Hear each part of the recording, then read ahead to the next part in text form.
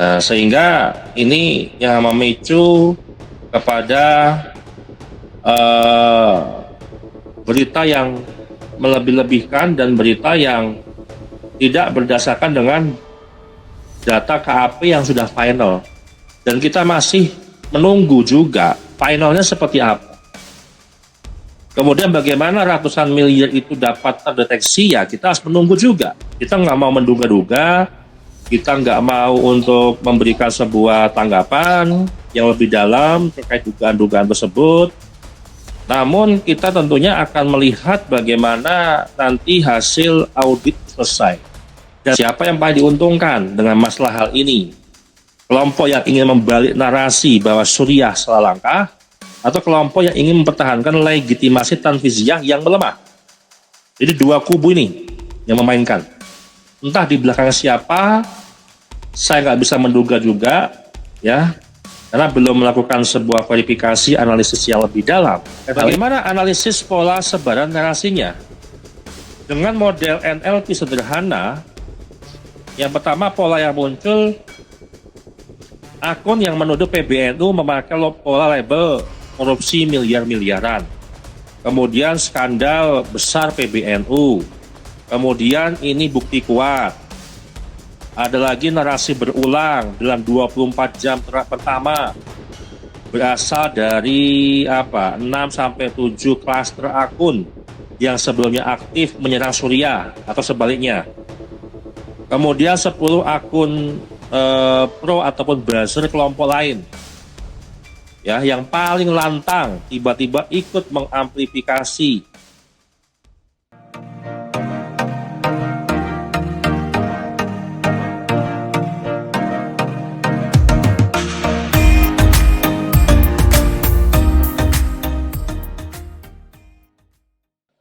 bayangkan ada sebuah organisasi Islam terbesar di dunia, lalu tiba-tiba muncul dokumen audit yang berisi tuduhan keuangan ratusan miliar. Lalu ternyata dokumen itu palsu karena laporan dari auditor itu belum selesai. Kemudian auditor itu mengundurkan diri, kemudian laporan direkayasa.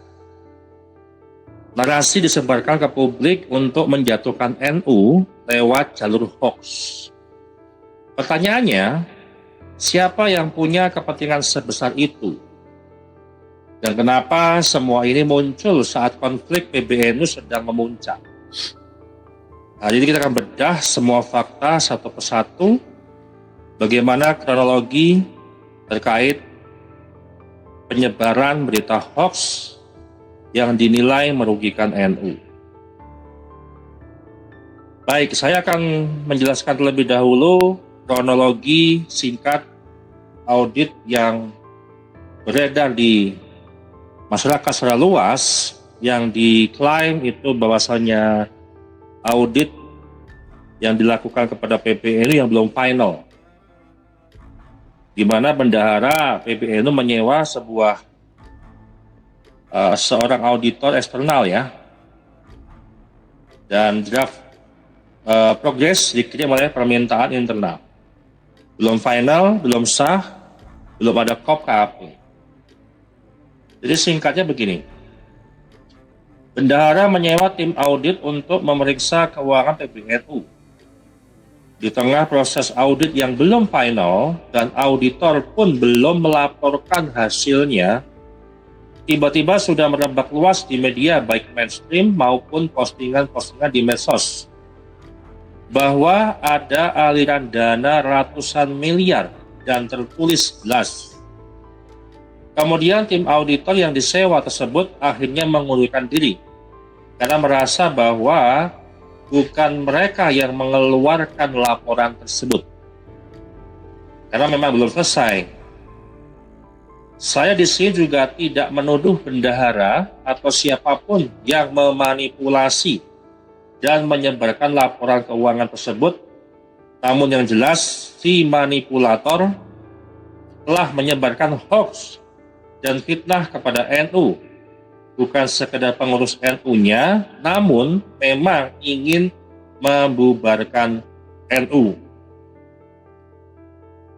Patut diingat, jika sebuah organisasi dengan jelas atas nama organisasi terlibat dalam suatu kejahatan, maka pemerintah bisa membekukan hingga membubarkan organisasi tersebut. Jadi ini adalah sebuah framing jahat dari mereka yang membuat fitnah dan membuat untuk membubarkan Nahdlatul Ulama. Nah, berita ini sudah dimuat di berbagai macam surat kabar ya. Dan konteks di dalam hal itu ada aliran dana ratusan miliar, kemudian audit menemukan kejanggalan. Justru di situ auditor kaget, kemudian beliau menghubungkan PBNU untuk menyampaikan draft telah direproduksi ulang, kemudian ada tambahan narasi yang tidak pernah beliau tulis. Dokumen disebarkan ke media tanpa izin. Kemudian auditor mengundurkan diri resmi agar tidak terjerat fitnah. Nah, kesimpulannya yang pertama yang bisa kita ambil dari surat ini, yang tersebar ke publik ini adalah bukan laporan audit, tetapi manipulasi dokumen. Nah, kita akan coba untuk menganalisa siapa yang mendapatkan keuntungan. Kita gunakan triangle of benefit. Yang pertama, siapa yang diuntungkan jika NU tampak korup? Yaitu pihak-pihak yang ingin melemahkan legitimasi PBNU, kemudian menggoncang rumah besar NU menjelang 1 abad, kemudian menggoyahkan atau mengguncang, ya, artinya mengadu Suriah dengan Tanfiziyah, kemudian mendorong untuk MLB darurat, serta mengambil alih kendali narasi. Kemudian yang kedua, siapa yang diuntungkan jika ada dualisme kepemimpinan? Ini yang perlu kita garis bawahi. Kelompok yang ingin mendelegitimasikan keputusan Roy Saab. Kelompok yang ingin menahan, memperlambat, atau mengacaukan keputusan Suriah. Dan yang ketiga, siapa yang diuntungkan jika NU tampak seperti lembaga kriminal? Itu baik kelompok politik, kelompok ideologi yang memang tidak suka dengan NU, atau kelompok yang ingin melihat NU bubar atau dibekukan. Nah, kesimpulan dari hal ini, dokumen palsu adalah alat perebutan pengaruh, bukan proses audit. Nah, bagaimana dokumen palsu ataupun dokumen yang dimanipulasi itu dibuat? Kita akan menggunakan pola forensik ya. Pola-pola manipulasi dokumen yang dapat kita deteksi, yang pertama adalah mengambil draft mentah dari auditor. Ini pelakunya siapa? Kita juga tidak tahu. Tentunya pasti ada orang atau oknum yang mengambil draft mentah daripada auditor. Itu dipastikan ada. Kemudian kedua, mengganti narasi menjadi bernada temuan besar, tanda kutip. Kemudian menambah angka yang bombastis, menghilangkan status belum final, seolah-olah ini adalah sudah final. Kemudian membuat versi PDF yang seolah-olah resmi, namun tidak ada kop dari KAP-nya. Kemudian menyebarkan via WA ataupun akun-akun tertentu, dan yang paling bisa menyebar adalah masuk ke sosial media. Nah, ini adalah pola-pola intelijen amatir sebenarnya, atau operasi kelompok politik yang sering ditemukan di dalam sabotase lembaga negara, kemudian black campaign internal, kemudian operasi pesiwar kelompok kepentingan. Dan ini bukan kerja orang biasa. Ini kemampuan operasi informasi. Jadi bukan operasi biasa-biasa aja ataupun operasi yang amatiran. Ini sudah operasi kelompok yang memang kemampuannya multi, ya, bukan orang biasa. Nah, bagaimana analisis pola sebaran narasinya? Dengan model NLP sederhana, yang pertama pola yang muncul, akun yang menuduh PBNU memakai pola label korupsi miliar-miliaran. Kemudian skandal besar PBNU. Kemudian ini bukti kuat. Ada lagi narasi berulang dalam 24 jam pertama. Berasal dari 6-7 klaster akun yang sebelumnya aktif menyerang Suriah atau sebaliknya. Kemudian 10 akun pro ataupun buzzer kelompok lain, ya, yang paling lantang tiba-tiba ikut mengamplifikasi buzzer-buzzer tertentu, mengalihkan fokus dari konflik internal menuju kepada isu korupsi besar-besar di PBNU. Nah, pattern atau pola kritik ini adalah kita melihat bahwasanya pola yang sedemikian rupa yang sering muncul dengan dengan bahasa-bahasa yang penggiringan opini, maka bisa disimpulkan bahwasanya ini kritik berubah menjadi sebuah amplifikasi, kemudian berubah menjadi framing, dan berubah menjadi histeria publik. Dan ini pola serangan teratur, bukan spontan. Jadi ini bukan pola-pola orang biasa yang melakukan framing ataupun melakukan manipulasi data atau manipulasi opini. Nah, mengapa, pertanyaannya besar mungkin muncul, ya, mengapa momen ini digunakan hari ini? Ada apa? Karena NU sedang panas, ya, antara surat Suriah dengan surat Tanfiziyah. Kemudian otoritas PBNU sedang melemah. Publik sedang bingung, efek guncangannya maksimal. Dan ini yang disebut dengan window of destabilization. Jendela waktu paling efektif untuk meluncurkan operasi memecah organisasi besar. Yang paling mudah kita bahasakan skandal audit palsu atau audit yang direkayasa atau dimanipulasi, dirancang untuk memanfaatkan chaos internal NU itu sendiri. Nah, sebenarnya juga ada berita yang masuk ke dalam media lokal online, ya. Auditor yang mengaudit keuangan PBNU mengundurkan diri karena laporannya dimanipulasi. Ini juga masuk di suaramerdeka.com. Krisis internal pengurus PBNU memasuki babak baru setelah auditor dari kantor akuntan publik GPAA yang menangani audit keuangan organisasi tersebut menyatakan mengundurkan diri. Langkah itu diambil setelah draft progress audit yang beliau kirimkan kepada internal PBNU diduga dimanipulasi, direproduksi, dan kemudian beredar ke publik sebagai seolah-olah itu adalah laporan resmi yang memuat temuan pelanggaran keuangan. Audit belum final, narasi sudah beredar. Tuduhan pelanggaran keuangan yang disematkan kepada Ketua PBNU bersumber dari sebuah dokumen audit yang beredar luas. Namun GPAA, pihak yang membuat dokumen tersebut, secara eksplisit menegaskan bahwa materi yang beredar itu bukan laporan audit.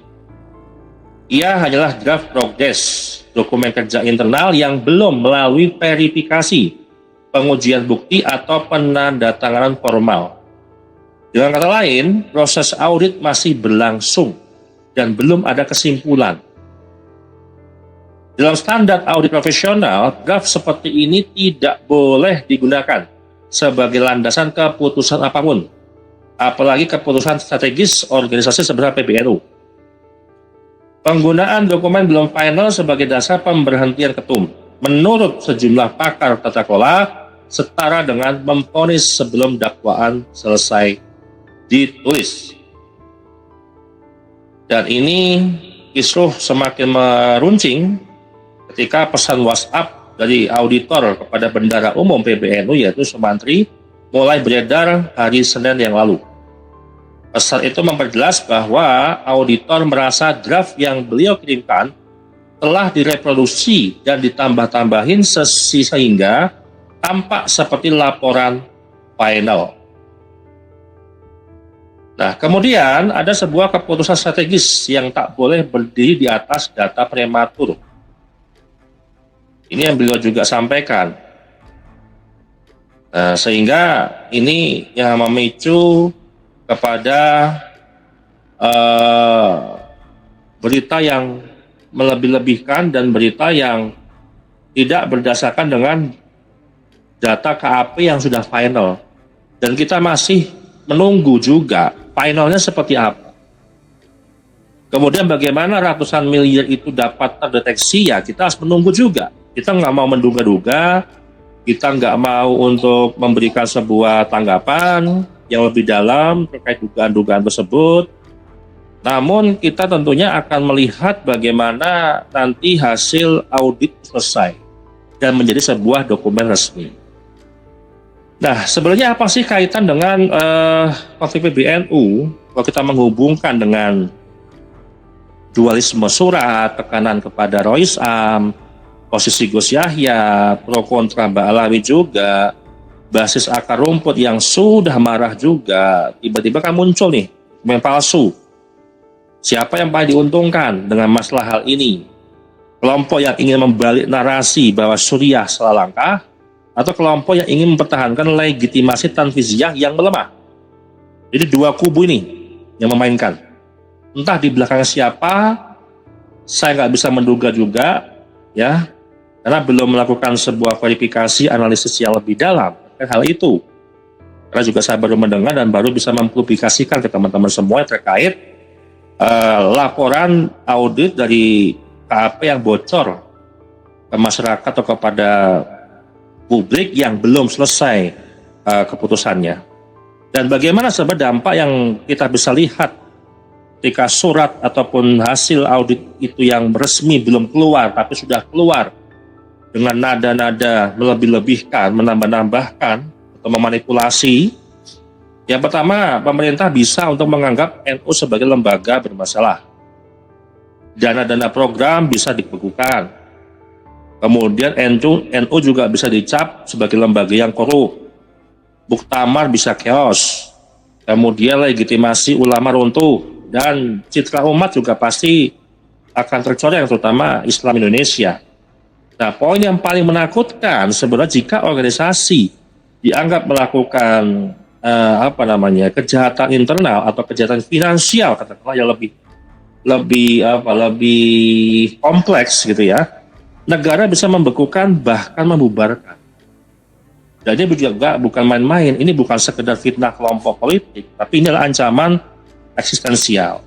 Jadi dampak daripada surat itu sangat besar, sangat mencoreng nama baik NU, dan kita juga menduga berarti ada sebuah ataupun kelompok oknum yang ingin menjatuhkan NU atau menjatuhkan PBNU.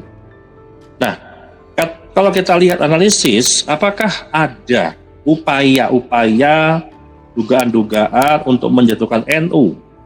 Nah, dengan pendekatan geopolitik dan sosiologi, kita gambarkan dulu, NU adalah organisasi Islam terbesar di dunia, memiliki pengaruh ke negara, punya basis massa puluhan juta, punya akses diplomasi global, ya, punya posisi strategis di pemerintah. Jika NU goyah, kemudian kekuatan sosial terbesar di Indonesia pun juga akan lumpuh. Apakah itu menarik bagi kelompok tertentu? Sangat menarik. Kalau ingin menjatuhkan Nahdlatul Ulama. Nah, apa langkah-langkah yang harus dilakukan? Ya, Suriah harus membentuk TPF yang independen, tim pencari fakta. Kemarin juga sudah kita bahas. Kemudian pelacakan digital forensik dokumen, melaporkan akun penyebar hoax, klarifikasi resmi dari KAP, Muktamar juga sebagai penyelesaian final, dan edukasi publik agar tidak termakan framing. Jadi jangan sampai ini dijadikan sebuah ajang untuk saling membuka kartu as ya, seperti yang disampaikan oleh KU BED. Jangan sampai nanti saling membuka, walaupun sebenarnya kita tahu masalahnya, namun jangan sampai LPBN ini saling membuka, saling memanfaatkan situasi. Nah, kesimpulan yang saya mau sampaikan di sini, skandal audit palsu, bukan palsu sebenarnya, artinya belum resmi dikeluarkan namun sudah beredar dengan menambahkan kalimat, menambahkan substansinya. Ini juga bukan sekedar sebuah isu internal PBNU, ini serangan NU sebagai rumah besar umat. Ini ancaman terhadap stabilitas sosial yang ada di Indonesia. Kita tidak boleh diam juga. Dan juga kita tidak boleh dibiarkan dipermainkan juga oleh dokumen-dokumen palsu, operasi gelap, dan agenda-agenda yang ingin memecah belah NU. Tugas kita menjaga NU tetap tegak, tetap akal sehat, dengan ketenangan, dengan ketegasan untuk menghadapi suatu kebohongan. Demikian ya saya, terima kasih.